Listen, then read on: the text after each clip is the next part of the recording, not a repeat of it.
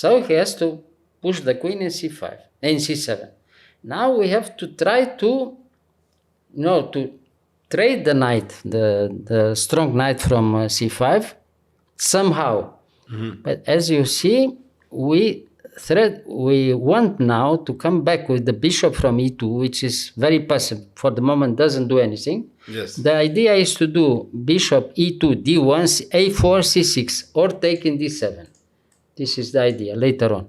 And we can do it, He can't avoid all this. So actually this one is to defend Bishop this. b2, knight b2 defends everything, c4, d3 everywhere, knight a4 also.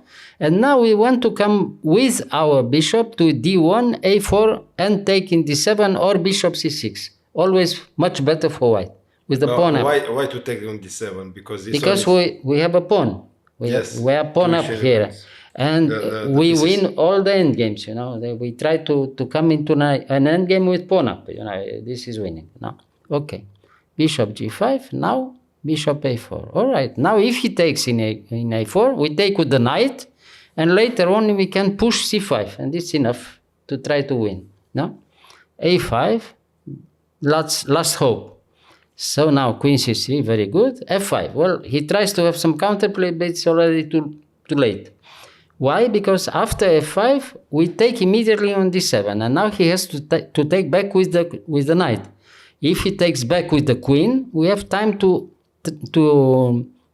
take immediately the knight from c5, and he loses the other pawn in e5 later on after knight d3. Yes. And this is completely winning for white. For instance, if he took with the queen. Yes. Okay, if he loses the second pawn, he's completely winning. So if he took with the queen, he took with the knight, of course. Yes. And now, okay, we give back our pawn, but we have a very good idea to attack the other pawn from e5. And the structure is very good. The d pawn, as I told you, the central pawns in any endgame are a very big threat and almost winning. You see, the d pawn in d pawn wins every endgame. Usually. And it will happen the same in our game here later on. So after his c5, he has to take in e4, and now he has to try to do something, tactical here. Tries to get some counterplay. I mean, you don't have time to take in d6 because the queen is pinned, and now he threatens to take in e4 to win a tempo somehow. Yeah, but he didn't took the pawn here. If he takes there, you have time to play immediately knight d3 or even take in c5, and every endgame is lost. I mean, let's say, if he takes with the knight, okay, yes. We take with the bishop, and if he plays queen takes, no? Yes. We take in c5, and he takes a knight c4. The endgame is completely lost for black. Because you attack 2. Yeah, attack 2, and the knight is much stronger than the bishop. And any endgame is completely lost for black. Here, even with the same pawns, the endgame is completely lost. But with pawn up, completely. Yeah. So therefore, he has to try to find still some counterplay. Okay, so knight f6, queen d3. Now we gave again the pawn, but we have a fantastic knight in c4, and therefore the game again we have to show how we can win this position. Very difficult, I told you. Yeah. So knight c4, a4. Why? Because otherwise the queen controls later on the b file also. If we play a4, is even better for white. Because if you put this one and the queen here, right? Yeah.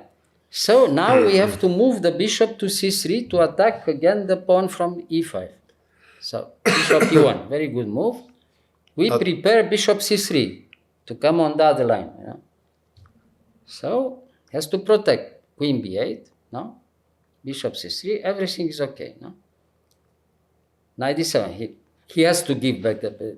I mean, only like this, trading one piece, because if he doesn't trade one piece, he loses more than a pawn, And now we have an endgame after queen c2. If he plays now queen b3, we accept to take the in b3, and he loses immediately the pawn. Sorry. With knight a5 or even a4 wins, the a pawn wins in all kinds of positions. a4, a5, and so on. So now he played queen b5. Okay, he has some hope for a perpetual here, you know. So okay, now we have to see if white has a good chance to win or not, you know. It's move by move, you know. As I told you before, end game. Punch Okay. by punch. Yeah, he took, I took, and now bishop f6. Okay, we have our endgame, pawn up, but it's still not won, you know. You have to show it how. And now queen f2 check, very precise, e5. Okay, it seems everything is perfect. We have our 2 pawns, you know. Yes. But black has still some counterplay and a very good hope to give perpetual. Yeah. Yes. Okay, queen d3. Again, the best move. Queen f6 check. Yeah, and d6, well, maximum. More of this, it's impossible, no? But now he checks. I mean, he gives many checks, and you have to play queen f2, and you lost the central pawn, you know, by force. If not, it's perpetual, you know? Yeah. Okay, if white wins this, is winning. If not, is draw. So white cannot lose this. No, white wins, of course. But it wins very nicely because here the pawns are the same. I mean, he has 3 pawns, white has 3 pawns. True. But the d pawn wins almost in every position, as I told you before. Check, and now you go somewhere with the king, queen e8. And now d7, decisive. Queen d8, the only move now. And now after queen d5 check. He has to move only there because in f8 he loses with check, you know. Bishop f8, queen d5 check, king f8, queen takes c5 check, and it's the same position with pawn up for white. You know? So if he comes here, you take yeah, we take with check, and after king f7, queen d6, zugzwang, complete zugzwang, queen d6, no move. No move. And then you come with the king, and you win every endgame. Okay, king h3, king g4, and it's finished. Okay, so in this position, check, and king g7 the only move. And now, king g2. After c4, we have time to come quickly with the king, and we win. You see? The position is zugzwang for black. I mean, the same pawns, but zugzwang. The queen from d8 is very weak. It has no moves, you know. So, he has no time to give check in f6 because you trade queens, and then queen d8 check, and finished, you know. And here, okay, it's too late. He resigned, has no moves. This is the problem. Because after queen e7 check, if he goes after queen e7 check, you don't trade queens. You play simply king d5. King d5, d5. King d5. If he takes, you take, and then queen. If he goes back, he loses the pawn from c4, and again we have the same endgame, zugzwang again, you know. Very nice, you see. Yeah. Until the end, you know, the end game is lost by force, but you have to see it and you have to demonstrate how you win. Yeah.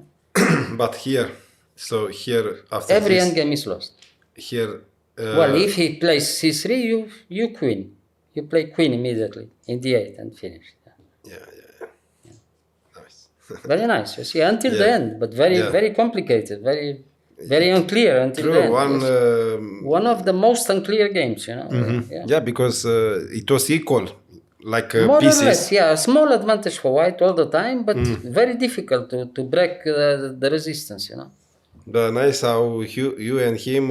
Well, both played very well. I mean, he played also very well. I mean, offered an extra pawn and. Yes. In every position, you have to find a way to do something. If you don't play like this, you don't win. You know. To have initiative. The only way, the only way, all the time. Yeah, all the time. All right, great. Thank you. It's one of the most difficult games and one of the most instructive ones. You know, it's better. I mean, it's more difficult to understand almost for everybody why such a game is probably more important than a game where you sacrifice a piece and you win a few moves. Well, this is very easy to sacrifice a piece and then, okay, you win. Yeah, but here the whole plan is very difficult, you know. Yeah. Difficult in any position from the beginning. Later on in middle game, later on in end game. You see, everything each time was a little bit more difficult. And finally, you know, you win. But it's an exceptional position because this position is exceptional. The queen from d8 Yeah, It's like a pawn, and position is completely zugzwang. yeah. You play that the Yeah. Zugzwang Yeah. helped Until help the you end. Until the end. Yes. until the end. Yeah. Yes, Yeah. nice. Yeah. Therefore, the game is really very instructive game.